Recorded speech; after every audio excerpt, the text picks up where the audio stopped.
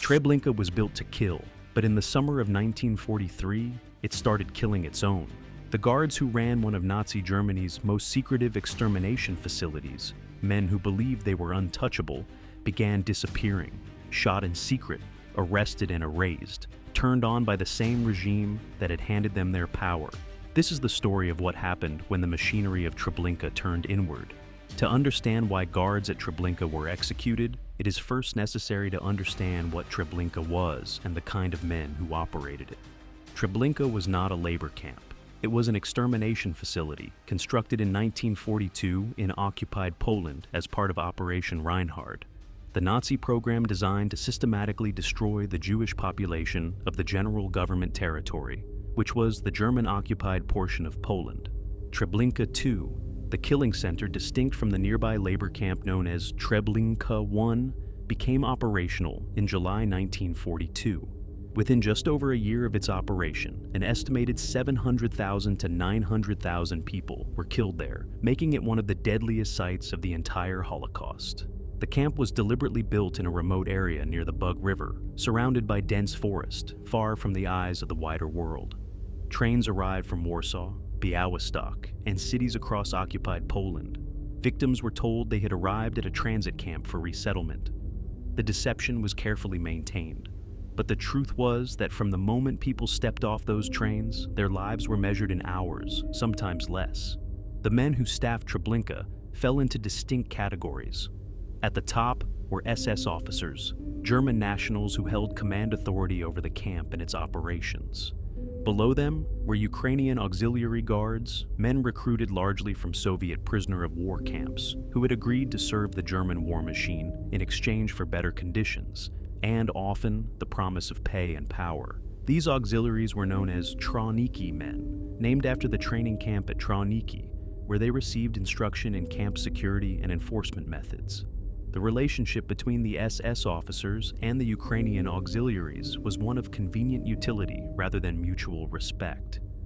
The Germans used the auxiliaries for the most direct acts of violence, for perimeter control, and for the management of prisoner columns. The auxiliaries operated in a system where obedience was rewarded and any hesitation or disobedience could be punished harshly. What made Treblinka's internal culture particularly volatile was the degree of access these men had to the property of those being killed. Hundreds of thousands of people arrived with whatever they could carry: money, jewelry, watches, clothing. The official policy was that all of this belonged to the Reich, but in practice, theft became endemic almost from the beginning, and it was this reality that would eventually place several guards in front of a firing squad. But before the regime turned on its own men, one particular figure had already made Treblinka a place of terror, even for the perpetrators themselves. And his story is where the real darkness begins. Of all the men who served at Treblinka, few left as documented a record of personal cruelty as Kurt Franz. Born in 1914 in Dusseldorf, Franz had worked in the catering trade before the war and had no particularly distinguished background before joining the SS. He trained at the Brandenburg Euthanasia Facility as part of Action T4, the Nazi program that targeted disabled individuals, before being transferred to the Operation Reinhard camps. Franz arrived at Treblinka in the late summer of 1942, initially as a subordinate officer, but rose to become deputy commandant under Franz Stangl. He was known among both prisoners and guards by a nickname that survivors would later use in testimony, a name that communicated his capacity for sudden and disproportionate violence. He was called Lalka, the Polish word for doll, reportedly because of his neat, almost boyish appearance. The contrast between that appearance and his behavior was not lost on those who encountered him. Franz maintained a personal dog, a large animal named Barry, which he trained to attack prisoners on command. But what is less commonly discussed is that Franz also used physical punishment and the threat of death to maintain discipline among the guards themselves. At Treblinka, a guard who was caught stealing, even a small amount, risked a beating, demotion, or worse. Franz administered these punishments personally on several documented occasions. The internal disciplinary culture at Treblinka was not simply about enforcing SS regulations. It was also about controlling men who had witnessed things that could never be publicly acknowledged and who had access to stolen property worth enormous sums. Franz understood that guards who stole freely, drank heavily, and abused their position without any check would become unreliable and dangerous to the secrecy the entire enterprise depended upon. Several Ukrainian auxiliaries were punished during this period for theft and insubordination, punishments ranging from floggings to confinement, and in at least a small number of cases, to execution. Precise figures are impossible to establish because perpetrators had every reason not to document such incidents, and the records that did exist were largely destroyed when the camp was dismantled. But the most significant executions of guards at Treblinka were not the result of internal disciplinary matters alone. They were connected to something far more serious, a crisis that erupted inside the camp in August 1943 and shook the entire Operation Reinhard structure to its core. On August 2, 1943, prisoners at Treblinka launched one of the most significant armed uprisings to occur at any Nazi extermination facility during the war. The revolt had been planned over several months by a clandestine organizing committee among the Jewish prisoner workforce. Men kept alive because the SS needed labor to manage the camp's operations. Over time, a network of trust developed among them, and a plan took shape. The uprising began in the early afternoon. Prisoners had stolen weapons from the camp armory and obtained copies of keys to restricted areas. When the signal was given, fires were set across the camp, several SS men and Ukrainian guards were attacked, and hundreds of prisoners attempted to breach the perimeter fencing and flee into the surrounding forests. The revolt did not succeed in destroying the camp. The SS and auxiliary guards regrouped quickly, and the majority of those who fled were recaptured or killed in the immediate pursuit. Of roughly 700 prisoners who attempted escape that day, an estimated 50 to 70 survived to the end of the war. Among them individuals who would later provide crucial testimony. For the German command, the uprising was a catastrophic embarrassment. It demonstrated that the camp's secrecy had not been as total as believed and exposed failures within the guard structure that could not be explained away. In the immediate aftermath, the SS conducted a thorough internal investigation. Ukrainian auxiliaries on duty that day were interrogated. Those found negligent or suspected of having known about the plans in advance faced severe consequences. A number were executed in the days and weeks following August 2, 1943. Among the SS officers, the response was different. Punishment at the officer level took a more bureaucratic form. Men were reassigned, investigations were opened, and the future of the camp itself was placed under review. The SS did not typically execute its own German officers in direct response to such events, at least not openly, but careers were ended, and several individuals were moved out of the Operation Reinhard system permanently. The uprising also accelerated a decision that had already been under consideration: the complete dismantling of Treblinka. By the autumn of 1943, the killing operations had wound down significantly. The primary purpose of the camp had been the destruction of the Jewish population of the general government, and by mid-1943, that terrible work had been largely completed. The uprising gave the SS additional urgency to erase the evidence of what had taken place there. But erasing Treblinka from the landscape was only half the problem. The men who had operated it were still alive, and some of them were talking. What happened to those individuals and how the Nazi regime dealt with the question of what to do with its own killers is a story that stretches far beyond 1943. Among the Ukrainian auxiliary guards at Treblinka, one name came to dominate the post-war legal and historical record more than almost any other: Ivan Marchenko. Marchenko was identified in survivor testimony as the operator of the gas chamber engines at Treblinka, the individual responsible for running the machinery that delivered carbon monoxide into the killing chambers. Survivors described him as a figure of exceptional personal cruelty, a man who appeared to take active satisfaction in the suffering of others beyond what any role or order required of him. For decades, the fate of Ivan Marchenko remained unknown. His name became tangled with one of the most consequential cases of mistaken identity in the history of Holocaust prosecution. In the late 1970s, American investigators identified a Ukrainian-born auto worker named John Demjanjuk, living in Cleveland, Ohio, as potentially being Ivan the Terrible, the name survivors had used for the guard they remembered at the gas chambers. Demjanjuk was stripped of his American citizenship, extradited to Israel, tried, and in 1988, convicted by an Israeli court and sentenced to death. But the conviction did not hold. Documents from the Soviet archives, released after the collapse of the USSR, indicated strongly that the man known as Ivan the Terrible at Treblinka was in fact Ivan Marchenko, a different person entirely from John Demjanjuk. The Israeli Supreme Court overturned Demjanjuk's conviction in 1993 and released him. The fate of the real Ivan Marchenko remains uncertain. Some historical accounts suggest he was killed during or shortly after the war. Others indicate he may have survived into the post-war period under a false identity in the chaotic displacement of populations across Eastern Europe following 1945. No confirmed post-war trial or execution of Ivan Marchenko has been documented. He is, in a significant historical sense, a man who escaped accountability, or at least escaped documented accountability. This absence stands in stark contrast to the fates of others associated with Treblinka.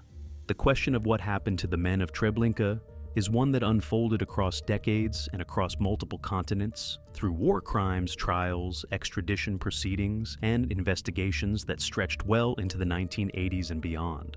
The fates of the camp's highest-ranking officers, however, followed a very different trajectory, and the case of Franz Stangl, the commandant of Treblinka, stands as one of the most remarkable stories of accountability and escape in the entire history of war crimes prosecution. Franz Stangl was an Austrian-born police officer who became one of the central figures of Operation Reinhard. He had previously served as commandant of Sobibor, another extermination facility, before being transferred to Treblinka in the autumn of 1942. Under his command, the camp's killing operations reached their greatest scale and efficiency. Stangl was meticulous, organized, and, by the accounts of those who knew him professionally, deeply committed to ensuring that the machinery of Treblinka functioned without disruption. When the war ended in 1945, Stangl was captured by American forces but escaped from custody. With assistance from ratline networks that helped a number of former Nazis flee Europe, he made his way to Syria and then, by 1951, to Brazil. He settled in São Paulo, found work at a Volkswagen factory, and lived under his own name for years without being detected. It was Simon Wiesenthal who finally tracked Stangl down. In 1967, Brazilian authorities located and arrested him. He was extradited to West Germany, tried before a Dusseldorf court, and in 1970, convicted of co-responsibility for the deaths of approximately 400,000 people. He received a life sentence. During his imprisonment, Stangl gave a series of interviews to British journalist Gita Sarani, published in 1974. He described a process of psychological distancing, finding ways to not fully engage with what he was witnessing and ordering, treating the victims not as individuals, but as a mass to be processed. He never directly denied his role, but struggled across those conversations to locate the moral weight of what he had done. Stangl died in Dusseldorf prison on June 28, 1971. Less than 24 hours after completing his final interview with Sarani, he had served less than a year of his life sentence. He was 63 years old. Stangl's story, remarkable as it is, represents a case where the system of post-war justice eventually caught up with a senior perpetrator. But for every Franz Stangl who was found, there were others who were not. And the story of those who evaded accountability entirely forms a shadow history that runs alongside the documented cases. If Franz Stangl was the commandant who ran Treblinka with cold administrative efficiency, Kurt Franz was the man who embodied its cruelty on a more immediate, personal level. After the war, Franz disappeared into the German civilian population, working in the catering trade much as he had before the war, and living in Dusseldorf under his real name for years without arrest. He was finally identified and arrested in 1959. When investigators searched his apartment, they found something extraordinary, a personal photo album that Franz had compiled and labeled. The album documented life at Treblinka, its construction, its operation, its personnel. Franz had titled it with a German phrase that translates roughly as "the good old days." The discovery of this album provided investigators with a visual record of the camp that was otherwise almost entirely absent, since the SS had worked methodically to destroy photographic evidence before abandoning Treblinka. At his trial, which concluded in 1965, Kurt Franz was convicted, along with 9 other former Treblinka personnel. He received a sentence of life imprisonment for his personal role in the deaths of a documented number of victims, though the court acknowledged that the actual scale of killing under his authority was vastly larger. Franz served his sentence, though he was released in 1993 on grounds of ill health. He died in 1998 in a nursing home in Wuppertal, aged 84.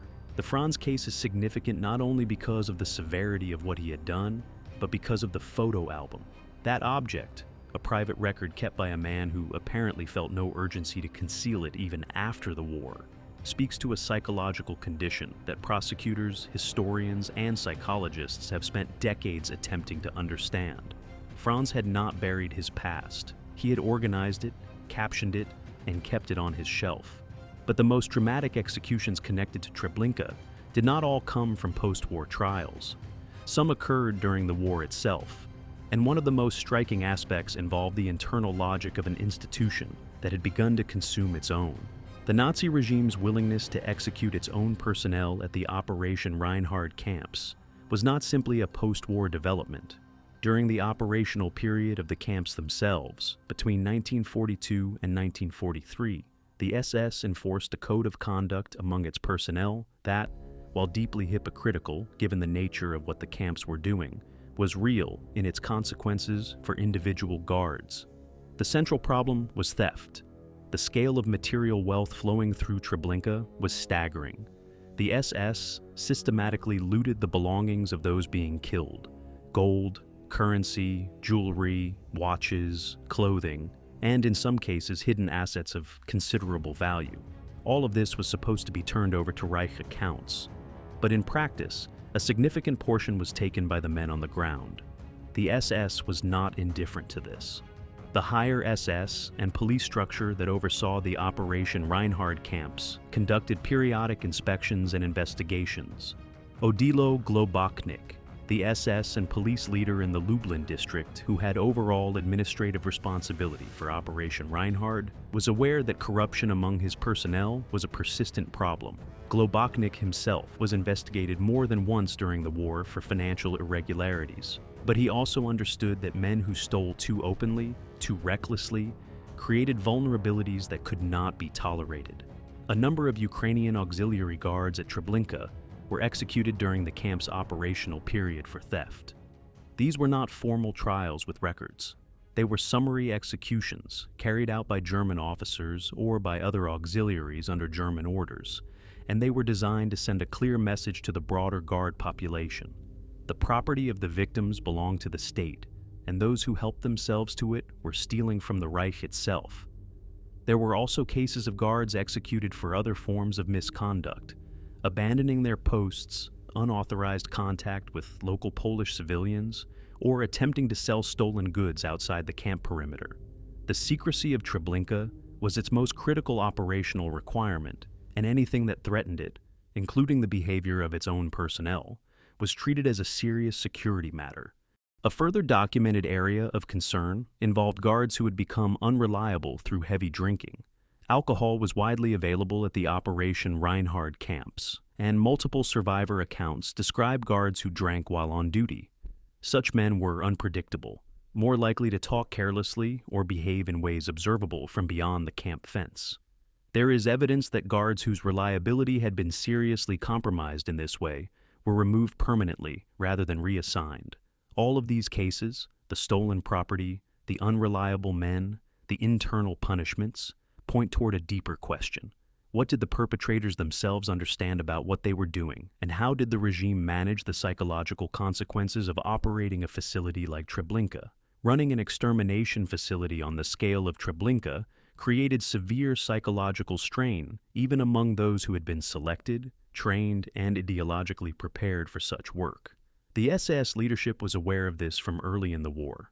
Mobile killing units on the Eastern Front from 1941 onward had demonstrated that prolonged direct participation in mass killing produced significant psychological deterioration, not moral resistance necessarily, but functional breakdown and loss of operational effectiveness. The design of the Operation Reinhard camps was shaped partly by a desire to minimize direct personal contact between SS officers and the killing process. Ukrainian auxiliaries were more directly involved in the physical management of victims, while German SS officers maintained a supervisory and administrative role, a structure intended to create distance between the men giving orders and what those orders produced. Despite these arrangements, psychological deterioration remained a significant problem. Commandant Stangl, in his post-war interviews, described periods of extreme difficulty at Treblinka. He spoke of coping mechanisms that elsewhere would seem entirely ordinary, focusing on administrative tasks, maintaining routines, and avoiding certain areas of the camp. Guards who showed visible signs of psychological breakdown, who could no longer perform their duties, who became verbally incoherent or physically unable to function, were removed from the camp. Some were reassigned to other postings. A smaller number were sent to what were described in SS documents as rest facilities, institutions within the broader SS medical network that handled personnel who had experienced what the documents sometimes referred to as overexertion. These were not hospitals in any conventional sense, but they were part of a system that acknowledged at some level that the work being done at Treblinka and facilities like it had consequences for the men doing it.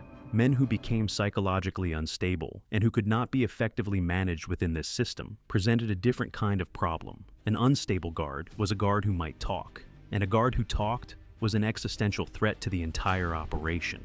There is documented evidence that at least several individuals whose reliability had become seriously compromised were dealt with through the same mechanisms used against other security threats.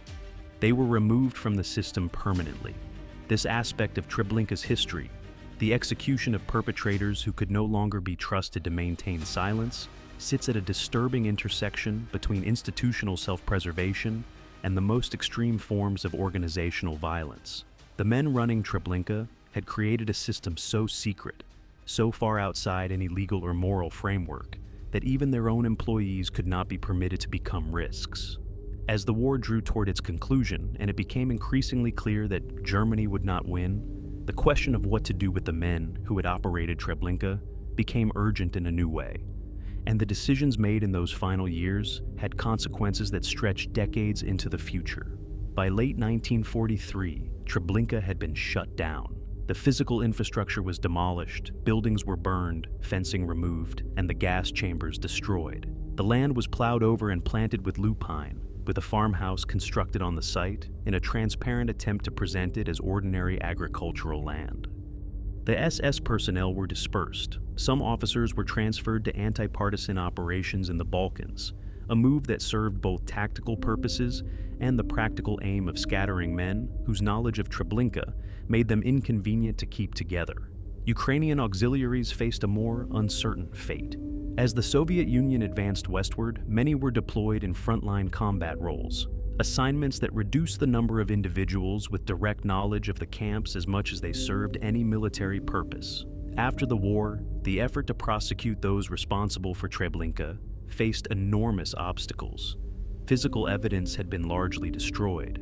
Many perpetrators had assumed false identities or relocated beyond the reach of West German courts. The Cold War fragmented investigative coordination across Europe, and the Soviet Union, which held extensive captured German documentation, was rarely a cooperative partner for Western prosecutors. The Treblinka trials concluded in Dusseldorf in 1964 and 1965, resulting in convictions for 10 former personnel, including Kurt Franz. Several defendants received reduced sentences. A few were acquitted on the basis that evidence gathered decades after the events could not meet the required legal standard of proof.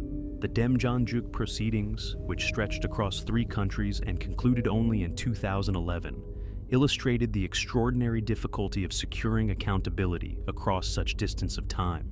And yet, through all of the legal obstacles, the decades of delay, and the deaths of many perpetrators before they could be brought to trial, the record of what happened at Treblinka, including what happened to the men who operated it, continued to be reconstructed, piece by piece, through the testimony of survivors and the work of investigators who refused to stop. The prosecutions and executions associated with Treblinka, whether they occurred in the immediate post-war years, in the courtrooms of West Germany in the 1960s, or in the extended legal proceedings of the late 20th century, would not have been possible without the testimony of survivors. The men and women who escaped Treblinka, particularly those who survived the August 1943 uprising, carried with them detailed knowledge of the camp's personnel, its procedures, and its crimes. Samuel Willenberg was one of the youngest participants in the uprising and one of the last surviving escapees. He gave testimony on multiple occasions throughout his life and assisted investigators in identifying former guards and officers. Willenberg later became a sculptor in Israel and created works directly addressing his experiences at Treblinka. He died in 2016 at the age of 93. His testimony formed a direct bridge between the events of 1942 and 1943 and the legal and historical efforts to address them in the following decades. Richard Glazar, a Czech Jewish prisoner who survived the uprising and escaped, later wrote a detailed memoir of his time at Treblinka, first published in German in 1992. His account provided a granular record of daily life in the camp, including observations about guard behavior and the internal hierarchy among perpetrators. It corroborated and supplemented testimonies gathered during the Treblinka trials, helping establish the factual foundation upon which convictions depended. The weight of survivor testimony in the Treblinka cases also had broader implications for Holocaust prosecution and historical methodology. The Treblinka trials demonstrated both the power and the limitations of eyewitness evidence gathered decades after traumatic events. Courts grappled with questions about memory, consistency, and the ability of survivors to identify individuals they had known under extreme stress many years earlier. These are questions that continue to inform legal and historical scholarship to the present day. What the record of Treblinka ultimately shows, with regard to the guards who were executed, punished, prosecuted, or who escaped, is that the camp was not simply a place where a group of uniformly zealous perpetrators carried out ideologically driven orders. It was a place where human beings made choices, where some men chose to steal and were killed for it, where some men chose to collaborate with the prisoner underground and paid for that with their lives, where some men broke psychologically under the weight of what they were doing, and where others carried their knowledge of what had happened into decades of ordinary civilian life in post-war Europe and beyond. The executions of guards at Treblinka, whether ordered by the Nazi regime itself during the camp's operation, carried out in the chaos of the uprising, or delivered decades later in West German courtrooms, form a record not of justice fully achieved, but of a system turning on itself, and of the slow, incomplete, but persistent effort of legal institutions to hold individuals accountable for what they chose to do. Treblinka was dismantled and buried, but the record of what occurred there, including the fate of those who operated it, has proven more durable than the men who tried to erase it.